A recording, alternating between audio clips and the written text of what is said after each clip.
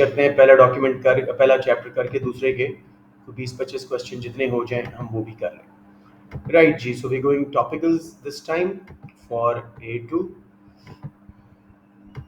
क्योंकि A2 में ऐसा होता है कि एक बार वो वेरियस हो जाए तो कॉन्फिडेंस बच्चे का बढ़ जाता है। Let me enter the new child, Maryam Zarar. यार अगर तैयारी हो तो बहुत आसान है। I am telling you it's 95% by definition questions. बच्चे इसको बहुत टफ समझते हैं क्योंकि रिवाइज नहीं किया होता ना प्रॉपरली, तो उनको लगता है कि यार ये तो बहुत ही डिफिकल्ट काम है। P3 is, you're right Munib, it's actually easier than P1. So let's go to topicals. Yeah, there we are. मैं जल्दी से खोल के आपको स्टार्ट करवाता हूँ।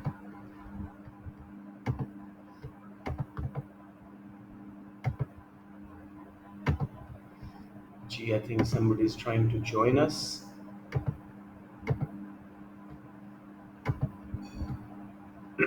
Gee, Umar Khalid, have you been able to join the meeting? अस्सलाम वालेकुम उमर। यार ये कल वाला मसला ना हो जाए कि हाँ जी जी बस ठीक है, कल कोई मीटिंग मसला था। जी वालेकुम सलाम। कल वो मीटिंग में मसला आ रहा था तो मुझे क्या लगा कि शायद आज भी बच्चे शायद ज्वाइन नहीं कर पा रहे। जी चले जी, लेट्स मेक अ स्टार्ट। ये है जी हमारा टॉपिकल एमसीक्यूज। हमने पहला यूनिट काफ़ी हद तक कंप्लीट कर लिया था। मैं जल्दी से उस क्वेश्चन पे जा रहा हूँ जहाँ पे मैंने वो एक मार्क रखा हुआ था अपने माइंड में। यस, या दिस वाज द क्वेश्चन। ये हम करके आए थे और दिस क्वेश्चन वाज रिमेनिंग। मतलब बाकी कोई 10 एक क्वेश्चन इस यूनिट के रह गए।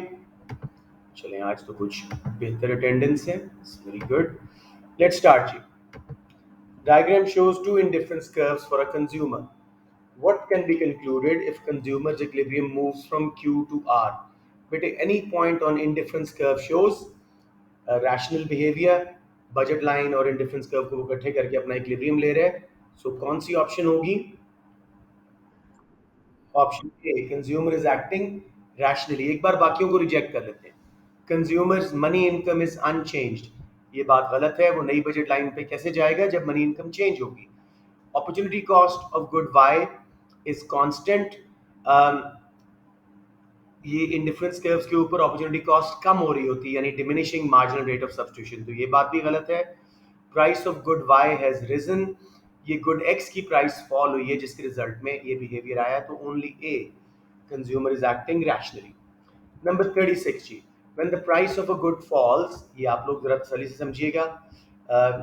आजकल ऐसे क्वेश्चन आ रहे हैं या इंडिफरेंस का बना होता है ऐसे questions. So when the price of a good falls, the effect on the quantity demanded is the result of an income effect and a substitution effect. Which statement about these effects is correct? मैं statement पढ़ता जाता हूँ, आप लोग no या yes कीजिएगा, अभी answer ना दीजिएगा। A, for inferior goods income effect and substitution effect go या work in same direction. Yes और नो? इंफीरियर में सब्स्टिट्यूशन इफेक्ट अगर पॉजिटिव है, प्राइस फॉल हुई है, तो इनकम इफेक्ट नेगेटिव होगा, रियल इनकम बढ़ी, हम कम लेंगे। बी, फॉर इंफीरियर, जी सॉरी वेट करें, फॉर इंफीरियर बट नॉट गिवन goods income effect outweighs the substitution effect. क्या ये स्टेटमेंट सही है? नो, गिवन गुड्स में इनकम इफेक्ट बड़ा होता है सब्स्टिट्यूशन से। C, for normal goods income effect and substitution effect work in same direction. ये सही स्टेटमेंट है। यस, अगर प्राइस फॉल है तो इनकम एंड सब्स्टिट्यूशन इफेक्ट दोनों पॉजिटिव, प्राइस राइज है तो दोनों नेगेटिव। सो माइक्स बंद कर दें प्लीज। नंबर 37 अच्छा क्वेश्चन था, ये मुझे याद है।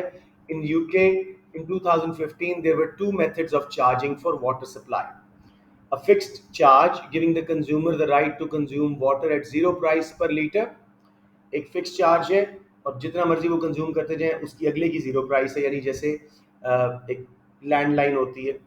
A price per litre of water use, ये पर लीटर के हिसाब से। I think somebody is joining us, या तो let's move on to this जी। और ये दो मेथड्स हैं. It has been observe that amount of water consumed is markedly lower when method 2 is used. What is implied by this observation? दूसरे method में price charge हो रही थी, तो हमारी थ्योरी कंज्यूमर बिहेवियर की क्या कहती है कि जब प्राइस चार्ज हो तो क्यों कंजम्पशन कम होती है? जरा लॉजिकली हम सारे आंसर पढ़ते हैं. Law of diminishing marginal utility, yes. So पहला है जी, water in UK is not a scarce good. नहीं भाई, प्राइस चार्ज कर रहे हैं, वाटर स्कार्स है. Water is a free good of nature. वापस ले भेज रहे मुझे. And no charge should be levied, ये एक ओपिनियन दिया हुआ है. फ्री गुड वाटर नहीं है. फ्री गुड होती है sunlight, ocean water, not this drinking water, ये तो लिमिटेड है. Water is a necessity, the use of which should not be restricted by unit prices. Again एक ओपिनियन है. इकोनॉमिक थ्योरी क्या कहती है? क्यों लोग कम खरीद रहे थे जब प्राइस चार्ज हो रही थी? Water is subject to law of diminishing marginal utility. हर एडिशनल यूनिट ऑफ वाटर पे कंपेयर करेंगे एमयू को प्राइस से. जब तक एमयू ज्यादा होगा खरीदेंगे, जब एमयू प्राइस के बराबर मैक्सिमाइज यूटिलिटी, और जब एमयू प्राइस से नीचे नहीं खरीदेंगे, इसलिए लोगों ने कम खरीदा. सबको समझ आ गया मेरे बच्चों? Let's move on. Number 38. What would not affect the budget line of an individual consumer? Budget line क्यों शिफ्ट होती है? प्राइस चेंज हो एक या दो गुड्स की, दोनों गुड्स की, या इनकम चेंज हो. सो पहली option he, individuals preference for various goods, इसमें बजट लाइन शिफ्ट नहीं होती. हम बजट लाइन के ऊपर ही किसी और पॉइंट पे चले जाते हैं, वो गुड वाई ज़्यादा खरीद रहे हैं या एक्स ज़्यादा खरीद रहे हैं. Level of income tax will increase, money income या डिक्रीज, उससे पूरी शिफ्ट हो जाएगी. मनी प्राइसेस ऑफ गुड्स, इससे भी पिविटल या पैरेलल शिफ्ट आएगा. Wages earn by the individual से भी इनकम बढ़ेगी या कम होगी, उसके मुताबिक शिफ्ट होगा. सिर्फ individual preference for various goods से शिफ्ट नहीं होगा. अब ये क्वेश्चन में जाता हूँ, हमने शायद कल किया था. कोई बच्चा करे, diagram shows the demand curve for a product, what is maximised at X. Demand curve याद रखना एम यू कर्व भी है. एक्स पॉइंट पे एम यू जीरो हो रही है, क्या मैक्सिमाइज हो रहा है?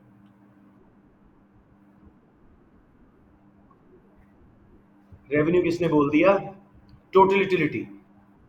बेटे वो एम आर जीरो हो तो टोटल रेवेन्यू मैक्सिमाइज होता है. यहाँ पे जो एम यू है ना, तो टोटल यूटिलिटी मैक्सिमाइज हो रही है. ऑलराइट बेटे, सबको क्लियर हो गया? ऑलराइट. ये क्वेश्चन आपको इस तरह का मुझे एक्सपेक्टेड है. Diagram shows budget lines in an indifference curve, the consumers initial position is T. जो उसी इंडिफरेंस कर्व पे नेक्स्ट पॉइंट होता है ना यू, वो क्या शो कर रहा होता है? तो शैडो बजट लाइन की टेंजेंसी से नेक्स्ट पॉइंट पहले ही इंडिफरेंस कर्व पे आ रहा है. ये क्या शो करता है?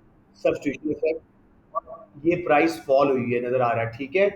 अब वो कहते हैं which combination of statements about the movement in this diagram is correct. अब हम देखते हैं कौन सी स्टेटमेंट इस डायग्राम की मूवमेंट को सही तरह बता रही है. Statement one A sorry, T to Q represents perfect elasticity. T to Q perfect elasticity दिखा रही है, परफेक्टली इनइलास्टिक है, वही एग्जैक्ट क्वांटिटी हो रही है. T to R represents an income effect possible. R to S represents a substitution effect. R to S नहीं, T U substitution effect है, पहले ही इंडिफरेंस कर्व पे शैडो बजट लाइन के थ्रू. सी और डी में से जब भी ये दो सिमिलर ऑप्शन देते हैं, टी टू यू, सी में भी है, डी में भी, ये इनमें से कोई एक करेक्ट होती है, याद रखिएगा. T to U represents a substitution effect, बिल्कुल प्राइस फॉल हुई है. टी टू यू हमने पॉजिटिव सब्स्टिट्यूशन इफेक्ट देखा है. T to Q represents a normal good. क्या ये हम जो क्यू को नए नॉर्मल गुड है, या कौन जाहिल आदमी आ गया? रायान, आपका था ये साउंड? अच्छा, बंद कर दे बेटे. अच्छा जी, T to U represents substitution effect. U to P represents income effect. U से लेके पी तक, यानी कोई गिफिन गुड है, पूरा सब्स्टिट्यूशन, इसका इनकम इफेक्ट नजर आ रहा है जो आउटवे कर रहा है सब्स्टिट्यूशन को. अगर ये नॉर्मल गुड होती तो हम एस पे होते, इंफीरियर होती हम आर पे होते. क्यू परफेक्टली इनइलास्टिक डिमांड वाली कोई गुड होती, पी गिफिन. किसी बच्चे को समझ ना आया हो?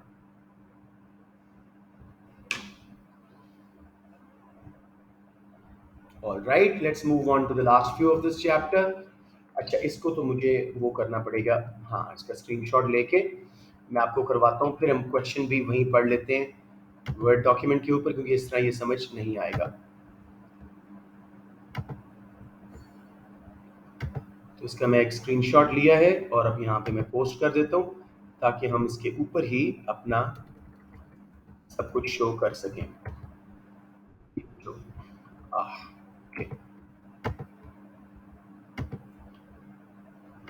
राइट बेटे, अब जरा देखिएगा इसको। उसका डायग्राम शोज वेरियस कॉम्बिनेशंस। मेरे बच्चों टाइम पे आया करो। Diagram shows various combinations of apples and rice which are potentially available to a consumer. ठीक हो गया। X G W Y. If standard indifference curves were added to the diagram, they would show that the consumer is indifferent between x and y. तो आपने उधर ही exam में अपने paper के ऊपर एक इंडिफरेंस कर्व लगाना है, और जैसी इंफॉर्मेशन वो दे रहा है कि x और y w कॉम्बिनेशन उसके ऊपर है, तो ये मैं एक इंडिफरेंस कर्व लगाया x और w के ऊपर, उसको इंटरसेक्ट करके मतलब टच करके। अब हमने देखनी है statement, consumer is indifferent between y and z। y indifference curve से नीचे है, उसको प्रेफर नहीं करेगा, z उससे बाहर है, always prefer more over less, तो z को प्रेफर करेगा, तो इंडिफरेंट उन पे नहीं होगा। Consumer is indifference between z and w। अच्छा जी, z w से ऊपर है, बाहर है हमारे इंडिफरेंस कर्व पे, तो इंडिफरेंस कर्व के ऊपर ही वो इंडिफरेंट होता है, ऊपर वाले पॉइंट को हमेशा प्रेफर करेगा। ये भी गलत हो गया। Consumer prefers combination y to x। y नीचे है इंडिफरेंस कर्व के, कम यूटिलिटी वाला, x इंडिफरेंस कर्व के ज्यादा यूटिलिटी वाला, ये भी गलत हो गया। Consumer prefers combination z to w। z क्योंकि हमारे इंडिफरेंस कर्व से बाहर था, ये प्रेफर्ड है, w से पीछे, यूटिलिटी कम है। समझ आ गया बच्चों, या एक बार फिर बता दूं? देखो, मैंने इंडिफरेंस कर्व लगाया उसकी इंफॉर्मेशन के मुताबिक x और w वाला। मैं इसको दोबारा यहाँ पे एक बार ड्रॉ कर देता हूँ। ये मैंने बनाया जिसके ऊपर x एंड w दो पॉइंट्स वो शो कर रहा था। अब जो y पॉइंट है वो इससे नीचे है और z पॉइंट इसके ऊपर है। अब जरा दोबारा इस स्टेटमेंट को टैली करते हैं।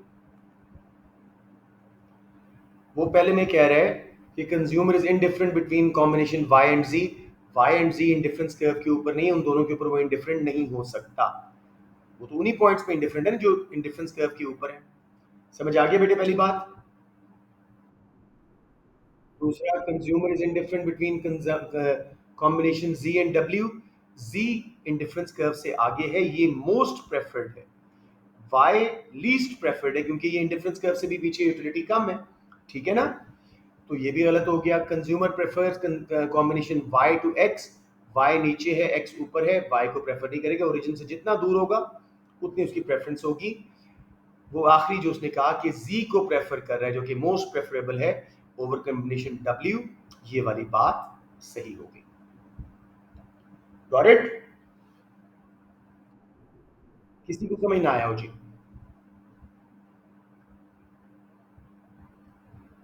ओके, आई गेस सबको क्लियर है। Let's now finish this unit. ये क्लास में मैंने दिया था आपके मिड्स में या मॉक में।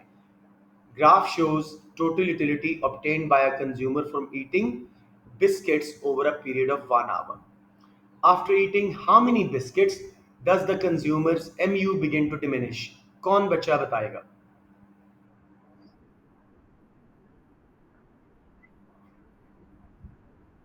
ऑप्शन करेक्ट है, ऑप्शन ए करेक्ट है। इसको भी मैं, हाँ शक्ल से याद है, अच्छी बात नहीं है, हमारा कॉन्सेप्ट होना चाहिए। Let's build it, let's build the concept. Mics बंद कर दें।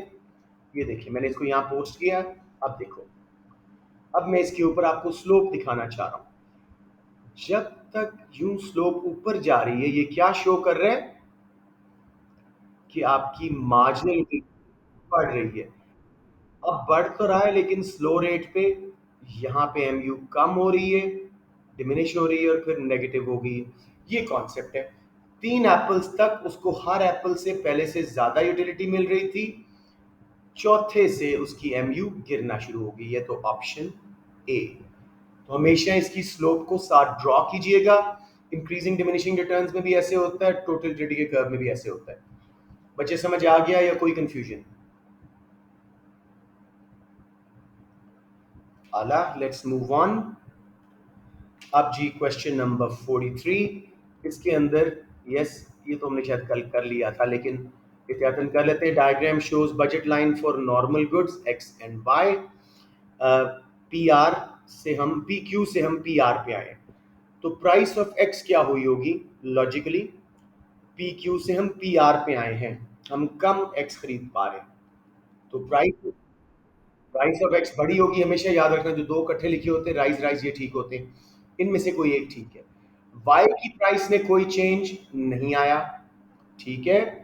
कंज्यूमर की मनी इनकम में कोई चेंज नहीं आया, वरना वो वाई को भी कम या ज्यादा खरीदता। सी इज द करेक्ट ऑप्शन। सब बच्चों को समझ आ गया? Okay, great. Let's go on to the your second last question. A consumer spends all of their income on two goods, X and Y, and is at position E. E पे focus करें। ठीक है जी। अब वो कहते हैं price of X falls. Graph shows indifference curves and budget line which are used to determine the price, income, and substitution effect that are related to this price change.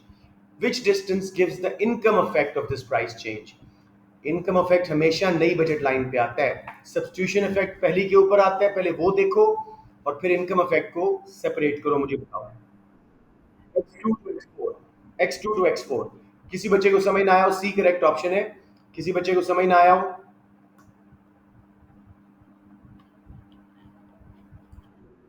किसी को ना आया हो, हाँ वो सब्स्टिट्यूशन इफेक्ट आ गया। और income effect x2 से x4, क्योंकि वो नई बजट लाइन पे हमारा इक्विलिब्रियम बना है। ऐसे समझ आ गया? Okay wonderful, let's go to the last. अच्छा अभी काफी क्वेश्चन इसके अंदर, अच्छा बस दो ही है जी। Question number 45. What is it called when a consumer's MU is greater than price paid for the good? Consumer की MU ज्यादा है प्राइस से, consumer surplus. Consumer is willing, हाँ see, consumer is willing to pay more than the price in the market. ये बड़ा अच्छा question था। Let's see जी। Consumer has $3 to spend each day on chocolate bars or toffee bars which all cost $1 each. Dollar यहाँ पे irrelevant है। Table shows the unit of additional satisfaction she gets from consuming each bar. अब बच्चे इसमें जल्दी नहीं करनी, mic बंद करें, किसी के माइक ऑन है, इसमें आपने जल्दी नहीं करनी, हर ऑप्शन को कैलकुलेट करना है। अगर बच्चे वो एक चॉकलेट बार लेता है और दो टॉफी बार्स, उसकी टोटल यूटिलिटी कितनी हो जाती है?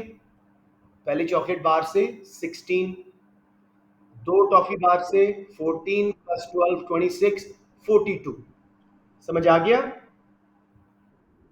दूसरी ऑप्शन में वो दो चॉकलेट बार्स और एक टॉफी बार ले रहा है।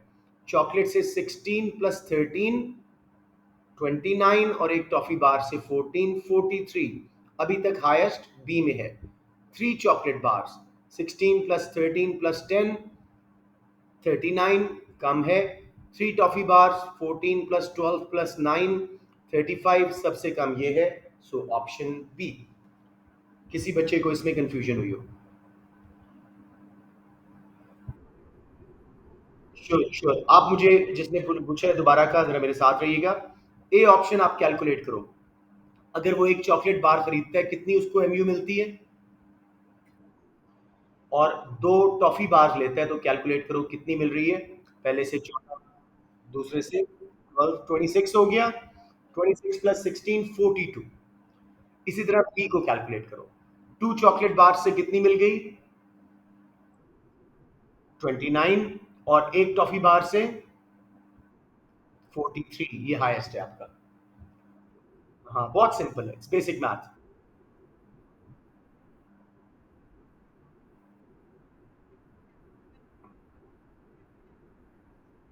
नहीं मेरे बेटे, हर का एमयू है ना, टोटल बनानी है हमने। उसने व्हाट शुड मैक्सिमाइज है टोटल यूटिलिटी। या अच्छा जी, ये खत्म हो गया। आपको समझ नहीं आया? उसको क्यों नहीं बोला? अच्छा देखो, सिंपली ए एस वाला क्वेश्चन उसने A2 में दे दिया। कंज्यूमर की मार्जिनल यूटिलिटी यानी डिमांड कर्व विलिंगनेस उसकी ज्यादा है प्राइस से, तो उसको क्या बोलते हैं? ना गिवन गुड बोलते हैं, ना इंफीरियर, ना producer surplus, consumer surplus, when he's willing to pay more than what he actually pays. Okay, thank you.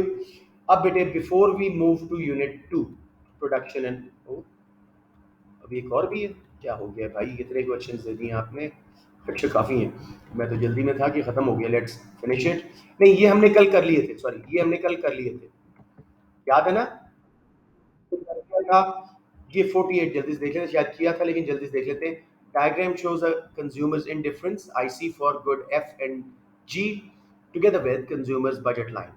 What could explain the movement from X to Z? X to Y तो है जी substitution effect, X to Z movement क्या show कर रही है?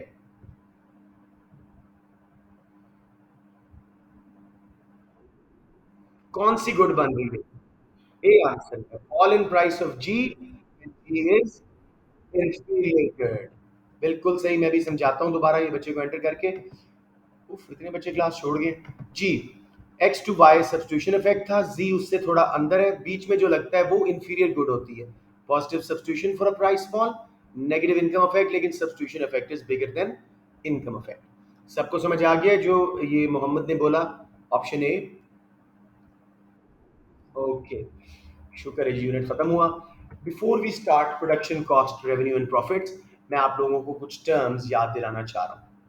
सबसे पहले short run production function, long run production function, time periods. Short run क्या होता है? A time period when at least one factor of production, usually capital, remains fixed. Long run, when all factors of production become variable. Very long run, when technology, the way goods are produced, changes. इसके बाद जी short run production function shows the relationship between output and variable inputs. Short run का है ये, basically labour लगाते जा रहे हो, आउटपुट कैसे चेंज हो रही है, quantity is a function of labour. Long run production function is a relationship between output and all inputs. ये चारों टर्म समझ आ गई? ओके जी। फिर आ गई लॉ ऑफ डिमिनिशिंग रिटर्न्स, उसका दूसरा नाम है लॉ ऑफ वेरिएबल प्रोपोर्शंस। तो अगर दोनों में से कोई ऑप्शन आए आपने परेशान नहीं होना, सेम मतलब है।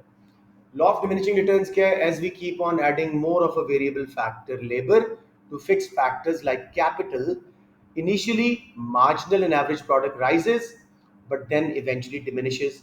टोटल प्रोडक्ट पहले तेजी से बढ़ेगी फिर स्लो बढ़ेगी। क्लियर? अब इन सब के formulas, total product is marginal product of first worker plus MP2 plus MP third worker, जमा करते जाओ टोटल बन जाएगी।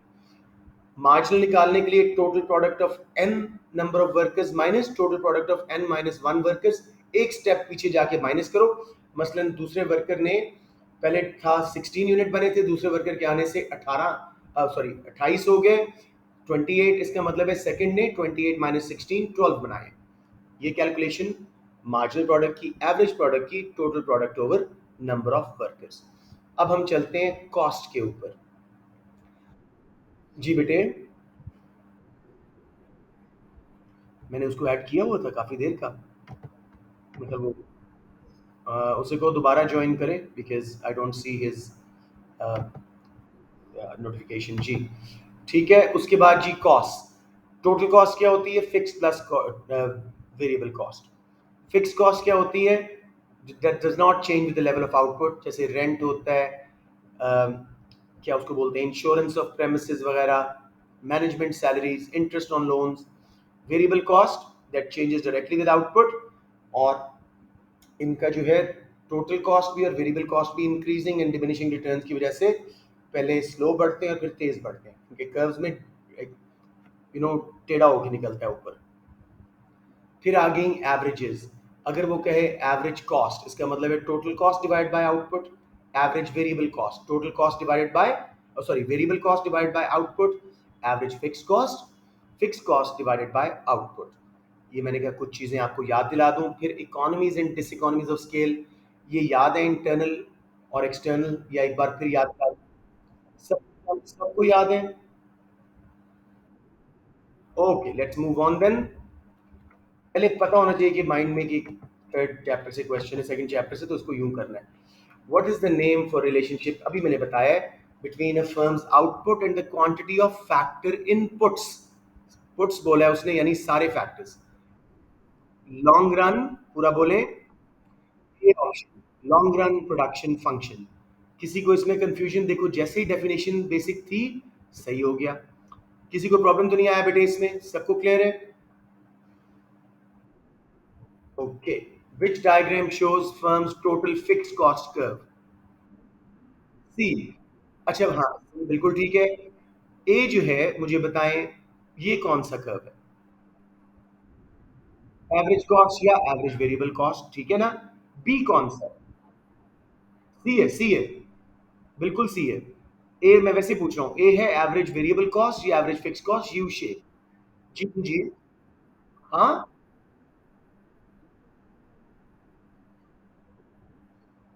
बी एवरेज फिक्स कॉस्ट है बिल्कुल। और डी कौन सी है? Total cost by accountant, not economist. Economist का तो वो इंक्रीजिंग डिमिनिशिंग रिटर्न्स वाला होता है। यामी सी ऑप्शन क्लियर है आपकी। जी बेटे, ए एवरेज कॉस्ट या एवरेज वेरिएबल कॉस्ट है। सी आपकी फिक्स कॉस्ट है जो चेंज नहीं हो रही। बी एवरेज फिक्स कॉस्ट है। यामीन समझ आ गया?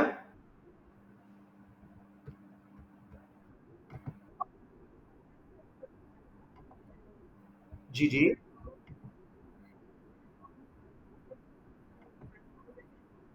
इनपुट्स, अगर वो खाली बोलता वेरिएबल इनपुट्स या लेबर, तो तब आप शॉर्ट रन प्रोडक्शन फंक्शन लेते। प्लस वो ऑप्शन थी नहीं, तो जारी बात है लॉन्ग रन की बात हो रही। ओके। अब जी, what explains why both large and small firms are often found within the same industry? So think about reasons why small firms survive. जी, कौन बच्चा इसको पिक करेगा? जी जी, बिल्कुल ठीक है। क्रेसेंट वाले लीड ले रहे हैं, शाबाश। पहले वाला सिग्निफिकेंट बैरियर्स टू एंट्री है, तो छोटी फर्म्स बेचारी एंट्री नहीं हो सकेंगी। C, production is subject to diseconomies of scale. इसमें बड़ी फर्म्स का सर्वाइव करना मुश्किल हो जाएगा। All firms in the industry produce identical product, means mass market है, स्टील वगैरह बड़ी फर्म्स होंगी। बी में बड़ी फर्म्स को छोटी फर्म से, स्पेशलिस्ट फर्म से पुर्जे चाहिए, इसलिए वो सरवाइव करेंगी। समझ आ गया? बड़ी बी और स्मॉल बी। किसी को यहाँ प्रॉब्लम? मेरे आइडेंटिकल प्रोडक्ट जिस मार्केट में हो ना, जैसे स्टील है, सैंड है, ये आपका कंक्रीट है, इस तरह की चीजों में बड़ी फर्म्स चाहिए होती हैं, क्योंकि वो मैस प्रोडक्शन चाहिए होती है। बात समझ आ गई? या बड़ी डिसइकोनॉमीज ऑफ स्केल है, इसका मतलब है लार्ज फर्म सर्वाइव नहीं करेंगी। वो पूरा कह रहे हैं why both and large firms are often found within the same industry. या मिनिमम एफिशिएंट स्केल स्केल पे डिपेंड करता है बेटे। जितना जल्दी आ जाए उतनी स्मॉल फर्म्स होनी चाहिए, जितना देर से आए उतनी large firms. Diseconomies of scale means large firm के सर्वाइवल यहाँ पे मुश्किल है। Question number 4. Which statement explains why labor is subject to law of diminishing returns in short run? अब मैं बच्चों के नाम लेके करूंगा, आप क्वेश्चन वाले किसी को बोलने नहीं दे रहे। Well done. As employment increases capital labour ratio falls. सब क्लासेस में याद होगा, मैंने वो सेल फोन्स लिए थे आपसे और साथ मार्कर्स लगा लगा के कि ये वर्कर ऐड कर रहा हूँ। 3 सेल फोन्स थे, जब 3 वर्कर लगा दिए तो हमारी बेस्ट थी कैपिटल लेबर रेशियो। जब चौथा मार्कर यानी वर्कर लगाया, उसके पास वर्क स्टेशन नहीं है, वो इनएफिशिएंट नहीं है, लेकिन आउटपुट गिरना शुरू होगी उसकी वजह से ना। Marginal product, not output, total product तो बड़ी स्लोली, लेकिन मार्जिनल प्रोडक्ट गिरना शुरू होगी। समझ आ गया? बाकी किसी में कंफ्यूजन हो तो आपको समझा दूं। ए ऑप्शन क्यों गलत है? As additional workers are hired, total output decreases. नहीं, पहले टोटल आउटपुट, जब तक इंक्रीजिंग रिटर्न है टोटल प्रोडक्ट तेजी से बढ़ता है, फिर स्लो बढ़ता है। जब नेगेटिव रिटर्न आता है तब जाके टोटल प्रोडक्ट गिरता है, तो वो गलत होगी ऑप्शन। अच्छा, एक और बात, रिटर्न्स इंक्रीजिंग डिमिनिशिंग या कांस्टेंट, ये शॉर्ट रन का कॉन्सेप्ट है। Returns to scale increasing diminishing constant या economies and diseconomies of scale, ये लॉन्ग रन का है। इसने शॉर्ट रन बोला था, तो हम ये नहीं ले सकते डिसइकोनॉमीज ऑफ स्केल। ठीक है? किसी बच्चे को कंफ्यूजन आ रही हो तो बता दें। अब अगेन इसी कॉन्सेप्ट पे क्वेश्चन है, क्वेश्चन वाले जरा खामोश रहिएगा। माशाल्लाह, you guys are doing very well. When a firm increases all its inputs by 300%, output increases by 200%। आमने एहसान इस फर्म को क्या मिल रहा है? सारी इनपुट्स बढ़ा रही है, तो सोचो कौन सी टर्म आनी चाहिए, और आउटपुट कम बढ़ रही है कंपेयर टू इनपुट्स, तो क्या मिल रहा है इस फर्म को?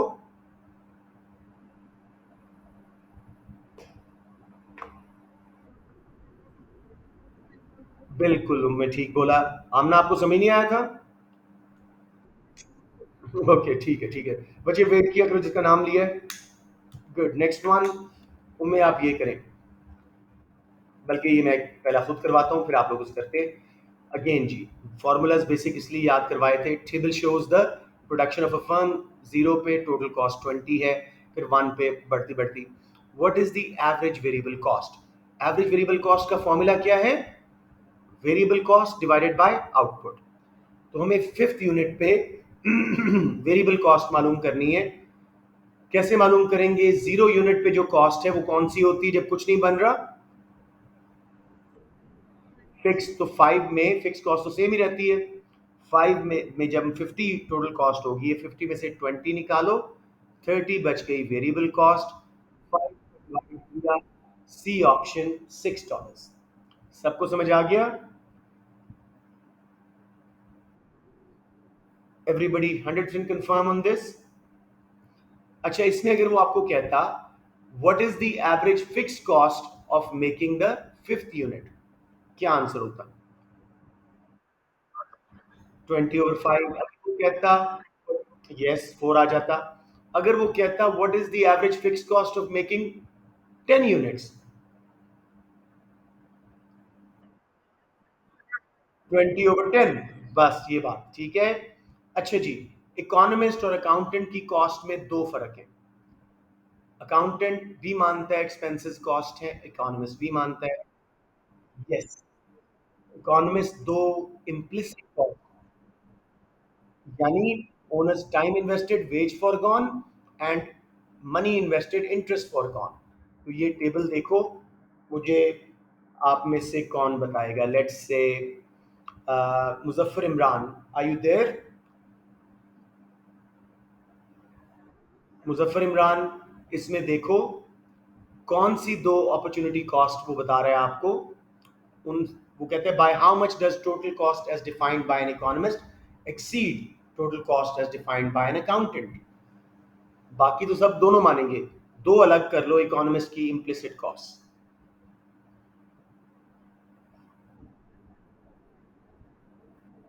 55 40 owner time and 15 interest forgone. तो 55 is your answer, option C. सब बच्चों को समझ आ गया? बड़ा आसान कॉन्सेप्ट है ये। आला, let's move on. Number 8, let's give this to answer. A manufacturing firm has one plant of optimum size. Ideal size का एक plant है. Firm builds a second plant identical to its first plant. The firm then finds that its long run average cost has risen. What could account for change in long run average cost? क्या हुआ है कि उसकी average cost बढ़ी है? बहुत आसान question है। हाँ, कौन सी वाली? मैनेजीरियल। बिकॉज टेक्निकल डिसइकोनॉमीज नहीं हो सकती, ऑप्टिमम साइज का प्लांट बनाया उसने, वैसे होती भी नहीं है। एक्सटर्नल नहीं है, वो पूरा शिफ्ट कर देती है। फर्म की अपनी कॉस्ट बढ़ी है because of increase in size. So diminishing return क्यों रिजेक्ट किया? वो शॉर्ट रन का कॉन्सेप्ट है। डिसइकोनॉमीज ऑफ स्केल इंटरनल दो ही हैं, managerial and labour diseconomies. Option C. Very good. Let's give this to Aamna Ehsan again, and please उसको बोलने दीजिएगा। आमना थोड़ा सोच के कीजिएगा। Which statement describes a situation in which a rise in input of factor X, हमने फैक्टर एक्स मजीद लगाया, let's say labour, all other factors being constant, short run की बात है, results in no change in firm's output. तसल्ली से देखो, logic में आंसर क्लियर होगा।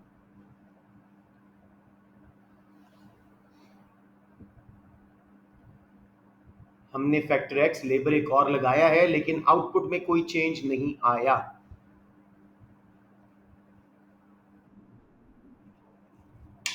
जिसको रिजेक्ट ना कर सको, इफी ना को पिक करना, बहुत क्लियर स्टेटमेंट है।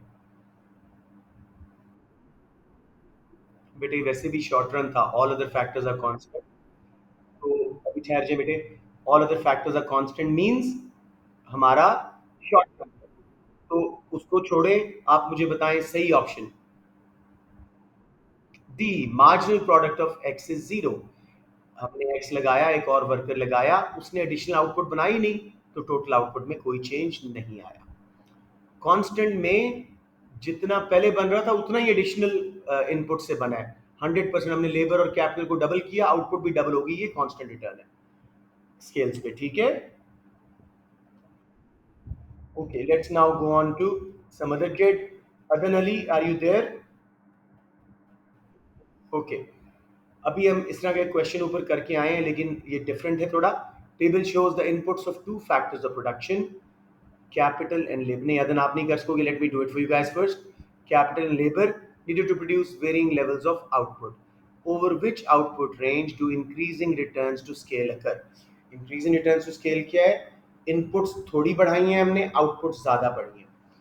पहले कॉम्बिनेशन को देखते हैं, 100 से 200 जब हम गए हैं, कैपिटल 5 और 10 था, उन्होंने बढ़ा के 8 और 16 किए। कितने परसेंट कैपिटल इंक्रीज किया उन्होंने?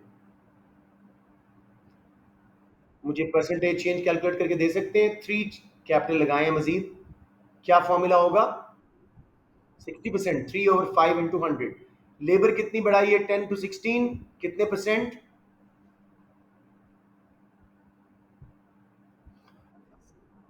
10 × 100। तो इनपुट्स दोनों उन्होंने बढ़ाई है 60%। आउटपुट कितनी बढ़ी है? 100 से 200, कितने परसेंट बढ़ी है? 100%। सब बच्चों को कैलकुलेट करना आता है, वरना मुझे सीख लो बेटे, पी वाला है percentage change, change over original into 100। सबको आता है? प्लीज पहले मुझे ये बात बता दें। ओके ओके, 60% इनपुट्स बढ़ी हैं, आउटपुट 100% बढ़ी हैं। यहां पे हमें क्या मिल रहा है? Increasing returns to scale. अब 200 से 300 पे देखो, उसने रेंज ऑफ आउटपुट मांगी है। 8 से 14 कैपिटल हुए, कितने परसेंट इंक्रीज हुआ है कैपिटल में? 6/8 × 100, 75%। लेबर में भी 16 to 28, 12 बढ़ाया है, 12/16 ओरिजिनल इंटू 100, 75%। इनपुट 75% बढ़ाई है, और आउटपुट कितनी बढ़ी है? 50%, 100/200 इंटू 100। यहां से डिक्रीजिंग रिटर्न्स टू स्केल आ गया है। So option A, 100 to 200। सब बच्चों को बेटे टोटली क्लियर है कि नहीं?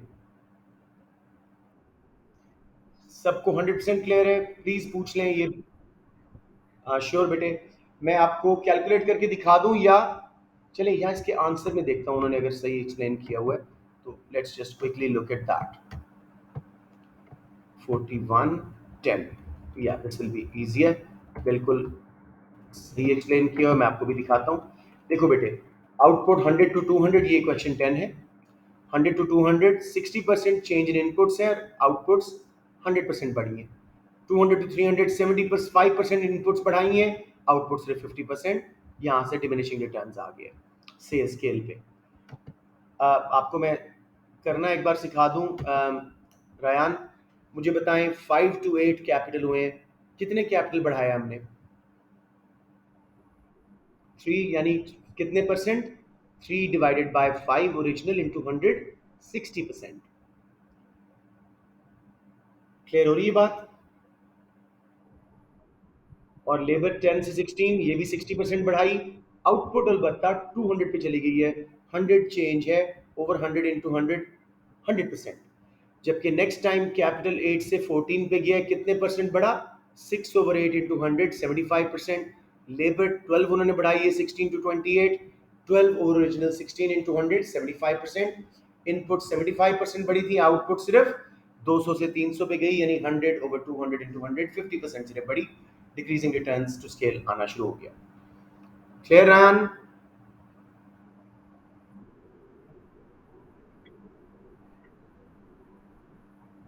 कैसे है? नहीं नहीं नहीं नहीं नहीं, आप ओवरऑल इनपुट्स देखें, दोनों इनपुट्स को इकट्ठा करेंगे ना बेटे। लेबर भी अलग बढ़ी है 60%, और कैपिटल अलग से, तो उनको इकट्ठा तो नहीं कर सकते। या गॉट इट? ओके, अब देखिए, schedule shows short run marginal cost of producing good X, अब आप लोग ये कर सकते, या एक मैं भी ये करवा दूं, अभी इसमें भी थोड़ा सा ग्लिच है, इसमें एंगल्स हैं दो चार, वो क्लियर हो जाएंगे. Given that total fixed cost is $20, what level of output minimizes average total cost? Average total cost तो total cost over output है, हमें total cost निकालनी पड़ेगी. पहले यूनिट पे उन्होंने जो मार्जिनल कॉस्ट दी है, मुझे बताएं मार्जिनल कॉस्ट वेरिएबल होती है कि फिक्स्ड होती है?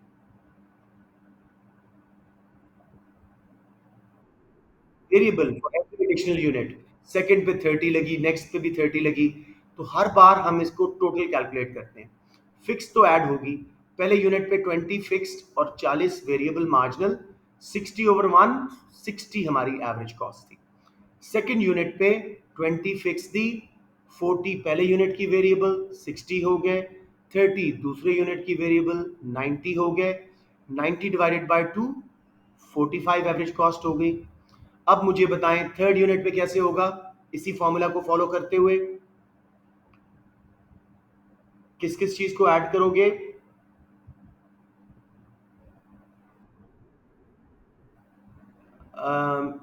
क्या मतलब? नहीं मेरा बेटा, फिक्स कॉस्ट 20 है, पहले यूनिट पे वेरिएबल कितनी लगी? 40, 60 हो गई. दूसरा यूनिट बनाया, 30 और लगी, 90 हो गई. तीसरा यूनिट बनाया, 30 और लगी, 120, 40. अब समझ आ गया? किसी को समझ ना आ रहा हो? let me do it for you like the way it should be done. इसको मैं यहाँ पे पोस्ट करके आपको करवाता हूँ. मेरी क्लास का भी थोड़ा सा टाइम कम ही रह गया है, लेकिन चले लेट्स डू इट. ये आ गया जी आपका क्वेश्चन, जरा देखते जाइएगा मेरी वर्किंग. बहुत आसान है बच्चे. पहले जब बेसिक कॉन्सेप्ट्स, वेरिएबल कॉस्ट तो सेम होगा, फिक्स तो सेम होती है तमाम यूनिट्स पे. 20 फिक्स उसने बता दी. पहला यूनिट जब बनाया, कितनी मार्जिनल कॉस्ट आई? 40. It is the marginal cost of variable cost of making first unit. So पहले यूनिट पे 20 फिक्स्ड प्लस वेरिएबल कितनी थी? 40. 60 टोटल कॉस्ट आई, आउटपुट 1 से डिवाइड किया, 60 हमारी एवरेज कॉस्ट. सेकेंड यूनिट पे 20 फिक्स दी, पहले पे 40 दी थी, अब सेकंड पे हमने 30 और दी, ये बन गई जी 90. कितने यूनिट्स हो गए? 2. Average cost 45. थर्ड यूनिट पे अब आप लोग मुझे बताएं क्या क्या ऐड करूं?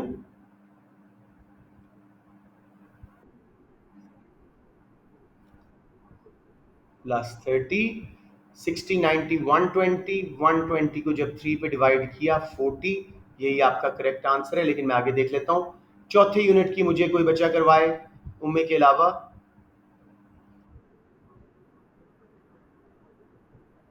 Yes, now you got it. 30 plus 60, ये बन जाएगी 60, 90, 120, 180 डिवाइडेड बाय 4, और ये आंसर कोई आएगा आपका 45. या तो ये बढ़ गई कॉस्ट, थर्ड पे मिनिमाइज हो गई थी average total fix cost, sorry average total cost. समझ आ गया बच्चों?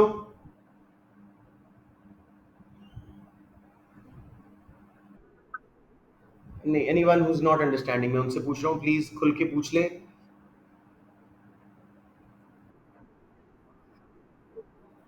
सी होगा बेटे, नहीं नहीं, बी होगा ना, थर्ड यूनिट पे हो रही है, सॉरी. हाँ तो बी होगा आंसर, थर्ड यूनिट. ठीक है, everyone clear? Let's try and finish as many week को, मेरा था बी से कर लेते. Let's quickly do it. Which is an example of an external diseconomy? External जब इंडस्ट्री एक्सपैंड हो रही होती है, लेबर की शॉर्टेज हो जाती है, कंजेशन हो जाती है, आपकी ट्रैफिक की रोड टूट फूट जाती हैं. Option D. Very good. Number 13. In the diagram, the curve shows various combinations of labor and capital that can be employed to produce a given level of output. Firm chooses combination of labor and capital shown by point X on the curve. बाद में वो point Y पे चले गए, labour ज्यादा लगा रहे हैं, कैपिटल कम. वजह क्या? सिंपली मेरे बच्चों, increase in interest rate. Option B, capital की प्राइस इंटरेस्ट होता है, इंटरेस्ट ज़्यादा हुआ, वो लेबर पे चले गए.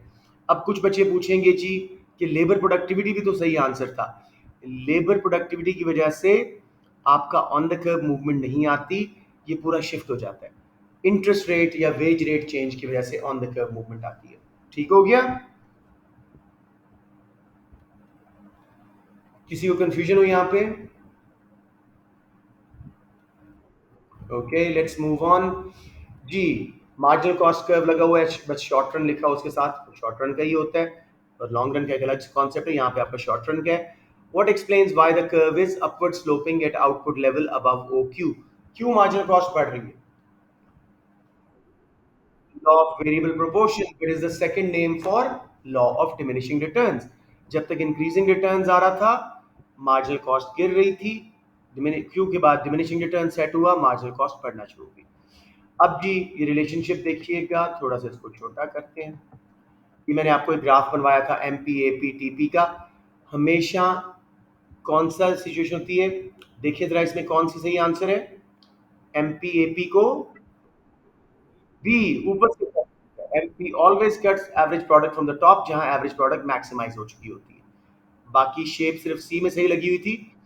दूसरा ए वाला, अगर marginal cost and average cost होता तो सही था, उन्होंने एम पी ए पी को गलत बना दिया, उल्टा बना दिया। समझ आ गया बच्चों, या कोई कंफ्यूजन? मूव ऑन टू, ये वो रिपीट क्वेश्चन है। Long run production function, relationship between firms output and quantities of factor inputs that it employees. अब जी, एक और क्वेश्चन है इसी तरह का। लेट्स सी, वो कह रहा है जी, table shows level of level of output of a good that can be produced with different combinations of labor and capital. अच्छा, ये थोड़ा सा आप लोगों को इस वक्त तंग करेगा। नहीं नहीं बेटे, ये थोड़ा सा आपको तंग करेगा। मैं अभी, क्लास खत्म होने वाली थी, मैं इसको छेड़ना नहीं चाह रहा। ये देखो, short run total cost curve of a firm are given by the formula short run total cost is equal to $10,000 plus 5x2, where x is the level of output. Fix अपने टोटल कॉस्ट का formula क्या होता है? Fixed plus variable. तो fix cost क्या निकलेगी इस data में से? निकालो। 10,000। आउटपुट क्या है? एक्स। तो एवरेज फिक्स कॉस्ट का formula fix cost over output, यानी ऑप्शन सी।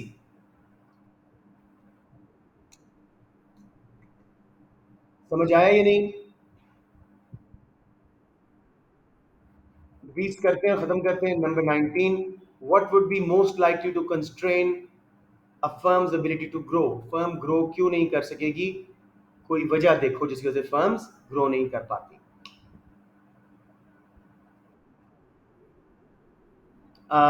Let's see.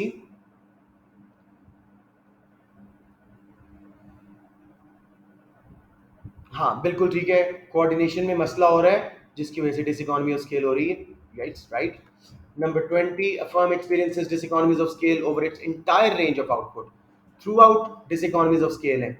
क्या शेप होगी कर्व की? नहीं, थ्रू आउट जा रहा है, इट स्लोप्स अपवर्ड, ऑप्शन। हम्म, याद रखिएगा, हमने 20 कर लिए थे, 17 स्किप किया था। अब क्या पूछ रहे हैं, सॉरी? जब तक इकोनॉमीज आ रही है डाउनवर्ड स्लोप, जब ऊपर जा रहा है तो डिस इकोनॉमीज है, तो थ्रू आउट डिस इकोनॉमीज है, अपवर्ड स्लोप। ठीक है।